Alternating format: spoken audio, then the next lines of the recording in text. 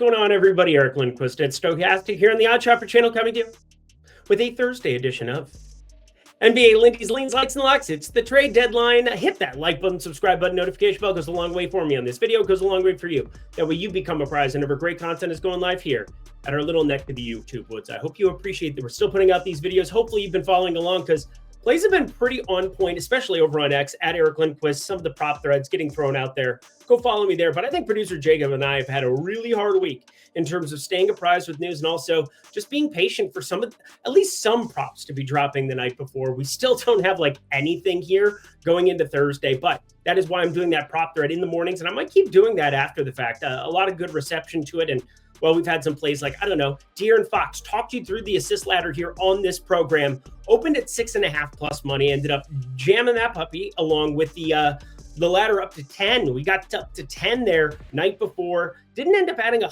heck of a lot more to it, but I'm definitely regretting that because he's got 9 assists with 5 minutes left in the third. So hopefully you took advantage of that information on this video and then over in that prop thread over at Eric Lindquist. So would love to see you there. We'll see how the rest of the evening pans out, but hit both of the plays that I put on this video for Tuesday into, that was nice. Yeah, Tuesday's video. Wednesday's video today, it's still ongoing here. Again, it was very thin. Minnesota was up big in that first quarter. It was 22-4. Chicago's made a little bit of a comeback, but ended up having a single game parlay on the Chicago side, hoping that maybe we get Vooch moved here between now and when you're hearing me. Golden State seems likely now that they picked up Jimmy Butler. Oh, we've got so much trade stuff to talk about, including right from the get-go on this first game with Dallas. Producer Jacob, keep your head on a swivel. Well, not producer Jacob, I'm talking to you, the viewer, because I can't apprise for what that news is going to be on Thursday. I have a feeling it's going to be wild, though. Things are going to shift. Things are going to change. So we got two lean likes, things I'm thinking about betting. And then I threw out 2 small bets because I do want to play along with you over at home. That sounded creepy. Producer Jacob, let's get to the picks. Game number 1. Nothing like Boston hosting Dallas. 11-point dogs are the Dallas Mavericks. And yeah, Dallas, you got to think, might be primed to do something here. Like maybe play Anthony Davis, who's questionable with that strain. And that would be wild to see Kyrie Irving. I think Dante Exum continues to start going forward. Klay Thompson, Anthony Davis at the 4, because that's what he wanted. Rob Pelinka allowed him that wish. Still so wild. Luka Doncic is a Los Angeles Laker. Anywho, we're just working through some of the pace metrics, and I got to think Boston, even though this is at 228.5, you get AD on the floor. Sure, it improves Dallas offensively, but Boston, they're not exactly running and gunning here as much as possible. Now, they shoot more threes than any other team in the entire association. There's no doubt about that. But as far as pace goes, which, we think of Memphis, we think of Chicago, Boston, they're further down the pecking order. 97.9 possessions per 48. We're talking 25th in the entire association. So Boston, they're just offensively insanely efficient. Defensively, they do enough good things. And then 228.5, just a big number if you're going to get AD out there, in my opinion. I don't know what happens with that news, but I'm going to lean towards the under here right from the get-go. This is one where it's just such a big moving piece. Anthony Davis is surely going to move that spread in the event that he is in. I think it's kind of set up for him to be out as it stands right now. I think it would be closer to only like 12 if you end up losing Anthony Davis in this spot. But man, oh man, tough one to analyze.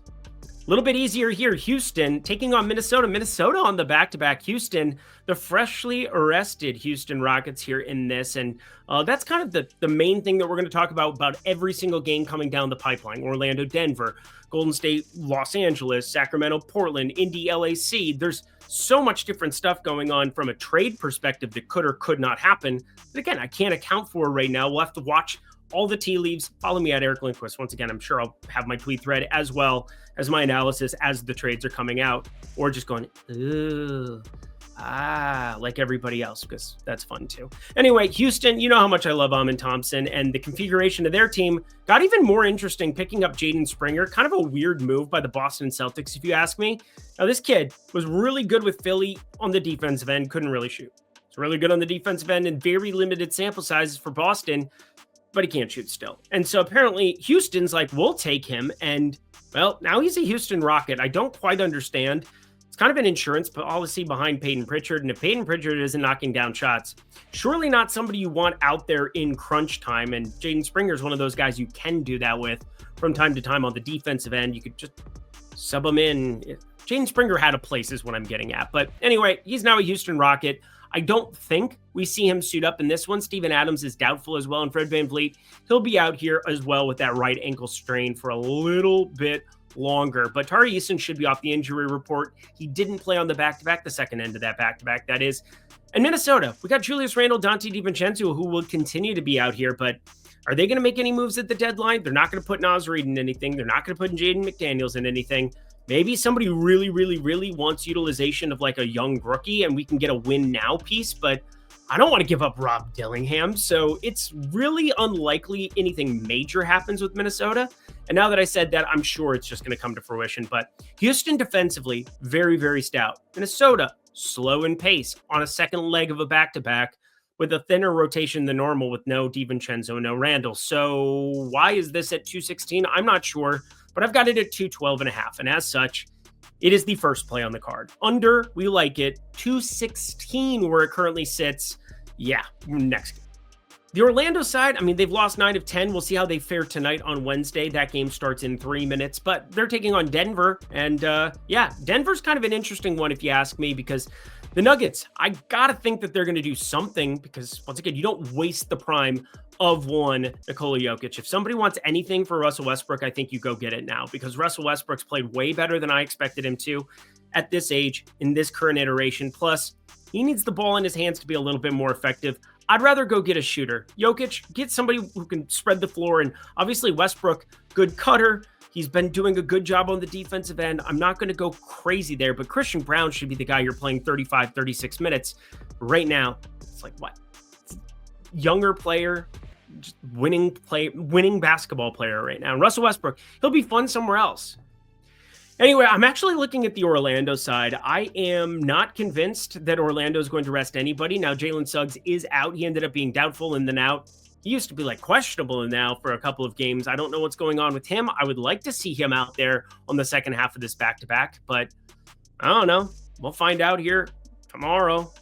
I'm making this a lean light purely because I think you keep Paulo Banchero, you keep Franz Wagner going. They were very cautious with them from the front end, and Paulo Banchero hasn't been playing very well since he got back. But Orlando plus 9.5, going lean light purely because this is, if the card is pretty thin, let's not get ourselves. We're going to get more prop exposure tomorrow. That's why you want to be in the premium Discord. And that is where you can get all of my plays as soon as I play them. First week, $10. First month, $25. Code Lindy50. I'd love to see y'all down there. And I mean, you can talk plays, process, ask me questions. I'm throwing in pick'em cards from Prize Picks, Underdog, and so on and so forth. I'm firing up bets alongside you every single day and betting 10, $20 a bet. Well, you could get one of those bets back just by checking it out for a week. Just saying, $10 for it, give you lots of ammunition in the kitchen. Hey, maybe you're somebody who bets $5 a day. I think there's still an awesome opportunity at $20 a week, $50 a month for us to be symbiotic and help each other. And Lindy50, I'm going to get you all of my best plays before everybody else, before the bumps, before anything else. Would love to see you guys there. Lindy50, once again, for 50% off your first week or first month. Back to the picks we go. Golden State. Oh, I got to go through all of the fixins here because they're going to look a little bit different now. They're about to, let's see that starting lineup here that ended up getting rolled out on Wednesday. Yeah, you got Quentin Post, you got Buddy Hield, you got Draymond Green, and then, Brandon Podziemski. He didn't go anywhere, but you know who did? 3 other pieces. Yeah, you ended up saying bye, like NSYNC style, to one Andrew Wiggins. You ended up saying bye. Well, pretty much just Andrew Wiggins in terms of major importance. Dennis Schroeder, I've always liked him, but he's starting to get older, I suppose, but wasn't a really good fit for him in Golden State. And that was obviously something that Mark Stein had put out over on X. That came to fruition. So there you go. Congratulations to the Miami Heat also on getting a first that came along with this pick, or that came along with that trade. Although you would expect Golden State to find improvement in that regard. And that pick might not look as good going forward, but tons of details that still need to come out about this because it sounds like there's pieces like Liddy Waters that are going to Detroit and things of that nature. Want to get the exact breakdown. Also, producer Jacob, I'm missing one other major warrior within that trade. Who was that came along for the ride? Oh, God. I thought you knew ball. Right off the bat? Trying to give you your opportunity to be a hero. Oh my God, I'm going to have to just look at it myself. The exact trade that we're looking at, Jimmy Butler ends up clearly departed, not in like a, he's still fine. Everything's good there. But the other part of this, friends, is that, yeah, we are very much looking at Jimmy Butler shipped out, Andrew Wiggins, who are the other pieces. Thank you. Kyle Anderson. He apparently is going to Toronto. This is the most confusing trade summary ever. I'll just do it one more time for the people. Warriors get Jimmy Butler. Heat get Andrew Wiggins, PJ Tucker, and a first rounder. The Pistons get Lindy Waters, Josh Richardson, second round pick. The Jazz get Dennis Schroeder. What the hell? And the Raptors get Kyle Anderson. Riddle me that, Batman. Actually, that's kind of nice for Dennis Schroeder. He doesn't have to go anywhere. It's like go across the locker room. I imagine he's probably not going to do that, and I imagine he might get packaged with something else tomorrow. Might be like a one-day stint in Utah. But anyway, the whole point here, Lakers, yeah, on the other side of this one, still waiting on Luka. Are they going to go get a center? What happens with, not Thomas Bryant, but Miles Turner here with Indy? A lot of question marks, and I think time will tell, but we got to stay away from this one for now. Los Angeles minus 5.5. I do think, if anything, it's probably going their direction. Golden State on the back-to-back and short-handed. Oh boy, Lakers minus 5.5. Lean for now. That was the longest, most unnecessary lean segment ever, and I apologize. But Sacramento minus 1.5 taking on Portland in this one. Boy, oh boy, Sacramento, friends. Zach LaVine, we'll see how that debut goes. I ended up on his over 2.5 threes there. I think he is basically out there to do one thing, and that is help spread the floor for Malik Monk, Domantas Sabonis, and knock down three-pointers. We'll see. As long as he gets like 9-10 shot attempts, regardless of if they go in or not, I feel like I win bets like that. Plus, he's a 45% shooter from three this season. Unsustainably good, in my opinion, considering he's like a 38-39% three-point shooter, which is still upper regions of the NBA 60, 70th percentile. But anyway, they're taking on Portland. And I don't know if you guys watch, Portland just keeps winning basketball games out of the middle of nowhere. They're on a little bit of a hot streak now. Chauncey Billups might have saved his job, might have given himself a little bit of leniency, and maybe kept this team intact for tomorrow. Sacramento, though, obviously they're more loaded with a Zach LaVine on their team.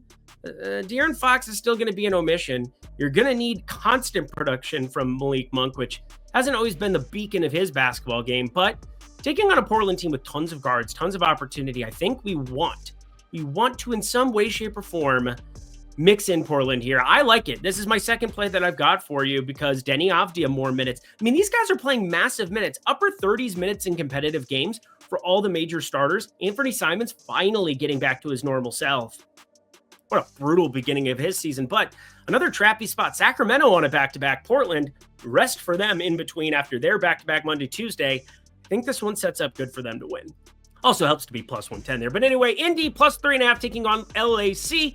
I don't know what the Clippers end up doing here at the deadline. If anything, as for Indy, you got to get rid of him. This is like the third year of will they or won't they with Miles Turner. And there's such an obvious dance partner with the Los Angeles Lakers. I think Golden State would be like an outside chance. I think Vooch would make more sense as far as, well, they're both supposed to be big fives. They help stretch the floor, knock down threes. But considering the price tag as you look through each of them, I would be surprised if like the Lakers wanted to go get an 8 and alongside of Doncic. He's played with Derek Lively, Daniel Gafford, guys who are completely around the basket. I think that's worked out nicely, but it would be also great to see him with a stretch 5 for once. So I don't know what ends up happening with Miles Turner specifically, but I think it would be a good fit on the Lakers for sure. As I said before, the Clippers, who got waxed by the Lakers the other night without Luka Doncic out there, I don't know what they can possibly make move. They have Kawhi Leonard, who had one bad game, one dud there, and it wasn't even like apocalyptically on his fault there up against the Lakers. But to work through some of the pace dynamics of this one, I thought about the under of 228, but I think I'm just going to stand pat here. Tyrese Halliburton, worst game of his career in Portland last time out. Yikes. But I'm interested in the Clippers side. I think the Clippers might end up being the more full-strength team. If you have Thomas Bryant starting at the center position, you should offensively, fingers crossed, have Zubats go completely nuts. Kawhi Leonard should be able to get to the rim ad nauseum. Miles Turner, defensively still pretty stout to some degree, even though hasn't shown up as much at times this season. But Clippers minus 3.5. I think it's going to end up on the card, but I'm not sure yet. I think if you're looking for one extra play, this would be my third favorite out of all 6. And that does it for a trade deadline edition of NBA Lindy's Leans, Likes, and Locks. Head to the comment section below. Let me know what trades you think blew your mind here throughout the day as we go Wednesday into Thursday. And I will repeat, Be paying attention to news. I can't account for the madness that is the NBA on a regular day, let alone on a trade deadline day. But once Thursday, once that trading bell ends up ringing and they get done with the deadline, I believe it's like, 3, 4 p.m. Eastern time, noon Pacific. But anyway, whenever it gets done there, we'll at least have a clean slate. 7:30 p.m. Eastern time, the first start time of the games, and everything pretty darn late there on Thursday. And then, of course, we'll be back in action with hopefully early props, regular times, easy cards. But again, De'Aaron Fox just went completely nutty for you. So are you not entertained? Let's get out of here. Lindy50, if you guys want to sign up, and at Eric Lindquist, that's where you can follow my prop threads that I will throw out, including tomorrow morning, updating. Probably going to do it immediately after we get to the deadline. Lonzo Ball finalizing an extension with the Bulls. What? Bulls, man. Thank you, producer Jacob. Until next time, I'm Eric Lindquist. Best of luck in the NBA streets on Thursday, and God help us all.